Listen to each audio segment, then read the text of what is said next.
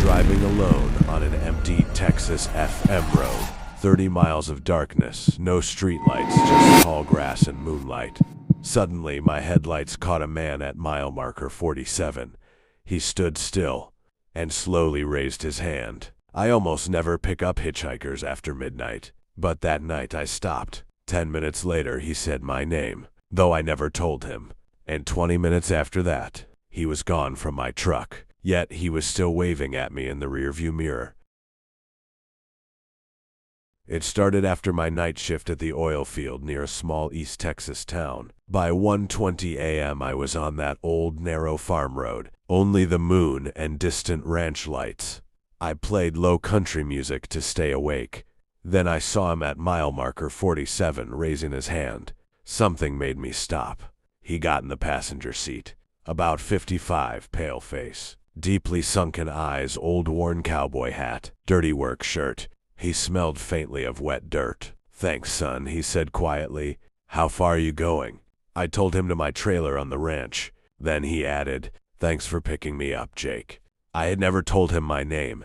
We drove in silence. Then he started talking. He knew where I grew up. He knew my dog Rusty died of cancer 2 years ago.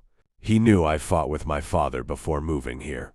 Every time I asked how he knew, he smiled slightly and said, "Out here." After midnight, the roads remember everything. And everyone. Chills ran down my spine. The speedometer showed 65, but it felt like we weren't moving. The fields kept repeating. Then he turned fully toward me and said calmly, "You know, in 1987, another guy picked me up at this exact spot. He never made it home." My hands turned ice cold. At the next fork, I slammed the brakes. "Get out here.